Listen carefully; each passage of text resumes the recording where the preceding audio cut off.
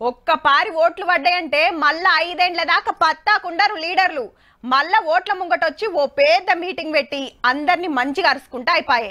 అట్లా సుత ఫాయిదా లేదనుకుంటే ఇంటింటికి పోవాల్సిందే. కమ్మగా తీయగా మాట్లాడాలి. వాళ్ళు చేస్తున్న పనుల ఆసర కావాలి, బతింలాడాలి, బుద్రికియాలి. ఎట్లా వేసి పలానా లీడర్ మావోడు అనిపించుకోవాలి అని తండ్లాడుతుంటారు. ఇదంతా ఓట్లప్పుడు.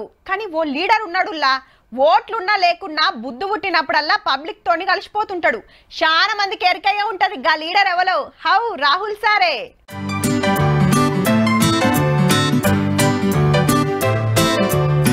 ఫోన్లా బుకింగ్ చేసిండు, క్యాబ్ రాగానే ఎక్కి కూసున్నాడు. రాహుల్ సారే డ్రైవర్ల తిప్పలరుచుకుంటానికి ఢిల్లీలా క్యాబ్ల తిరిగిండు. రోజుకు ఎన్ని ట్రిప్పులు కొడతావు, ఎంత మిగులుతాయని వివరాలన్నీ అడుగుతుంటే కిరాయి బడి ఫీజులు పోను ఖర్చులకు సుత వెళ్తలేవని అన్న కష్టం చెప్పుకుండు. కాంగ్రెస్ సర్కార్ వచ్చినాక మీ కష్టాలు తప్పిస్తామన్నాడు సారు. ఆల్రెడీ కాంగ్రెస్ ఏలుబడిలున్న రాష్ట్రాల డ్రైవర్లకు ఎట్లా ఫాయిదా అయ్యేది చెప్పుకొచ్చిండు. जो भी उबर चलाता है या डिलीवरी करता है, हर ट्रांजैक्शन में उसके लिए थोड़ा सा पैसा पेंशन के लिए कटेगा. ఇక ఇంటికి పోయినాక ఓ గిఫ్ట్ చేతిలో పెట్టి అటెన్క అన్న ఇంటోళ్లను ఓ హోటల్కు పిలిపించి వాళ్ళతోని ముచ్చట పెట్టుకుంటా తిన్నాడు. గంత పెద్ద లీడరు మాతోటి తినుడేందని చిన్న సంబురం కాదు. ఇదే తొలత కాదుల్లో.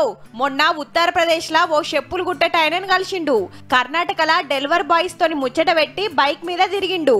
ఓ మెకానిక్ షాపుకు పోయి తిప్పలరుచుకున్నాడు. జోడో యాత్ర చేస్తుండగా ఢిల్లీకెళ్లి చండీగఢ్ కు లారెక్కి వాళ్ళ సమస్యలు తెలుసుకున్నాడు. సందు దొరికితే చాలు పబ్లిక్ తిప్పలు అరుచుకుంటా మావోడే అనిపించుకుంటుండన్నట్టు.